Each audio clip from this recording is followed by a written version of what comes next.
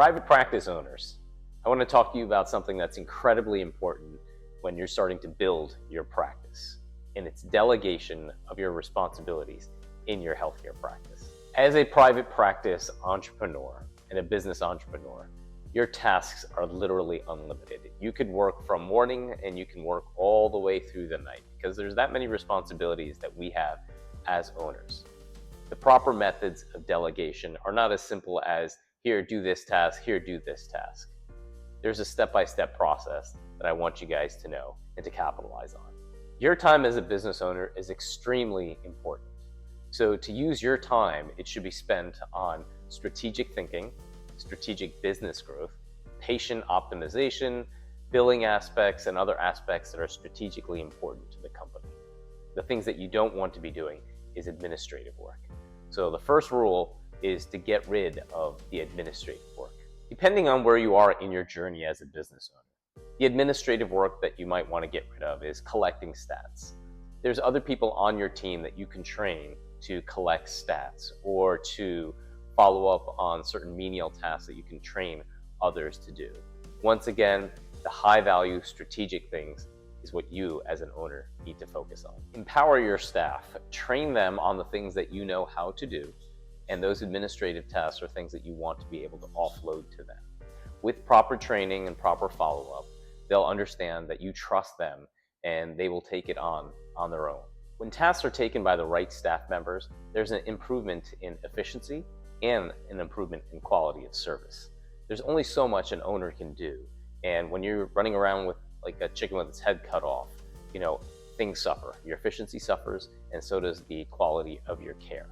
So empower your team, and you'll see better quality of service is actually rendered to your patients. Some common barriers that we often see in not delegating is because we have a fear of loss. We're used to controlling our whole environment, and that fear of loss can sometimes prevent us from delegating responsibilities. There's a level of perfectionism. We feel that we can do it better, so we don't want somebody else to potentially screw it up. All these things come down to control. You need to be able to delegate to your team, and you need to be able to empower your team for you to be able to grow. Otherwise, you're going to take on more and more responsibilities on yourself, and you're going to limit the company's growth, thereby increasing your stress. So reduce your stress, teach your team, train your team, follow up with your team, and empower your team. How do you delegate effectively without losing the quality of service that you've developed over the years? Well, the first thing is figure out the tasks that can be delegated.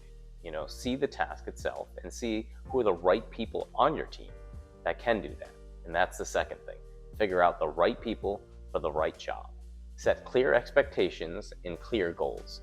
Good communication is always the foundation to a good understanding and what is expected from the other individual, as well as when you're setting goals, they understand that, okay, this is what I'm expected to do, and these are the goals. Now, the goals might be a certain time frame that you need something to be done in.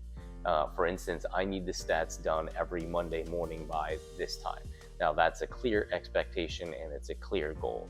Now, if it's not done, you can always follow up and see what's the bottleneck that's causing the issue. As you work with your team members more and more, you're going to give them a little bit more decision on how things can be done.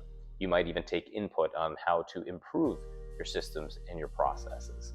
Now, that's a work of art in itself, because now you're trusting your team solely on their ability to understand what is the outcome that is needed.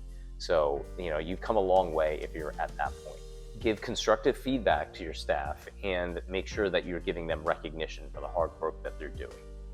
No one likes to be beaten up for the things that they do wrong all the time.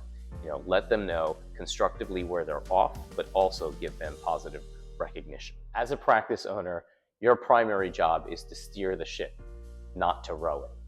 By delegating responsibilities effectively, intelligently, and efficiently, you will have a team that understands what they need to do and that are effectively doing it on a weekly basis, and thereby freeing up your time so you can work on the strategic things that an owner should be working on to allow you the time to grow the practice.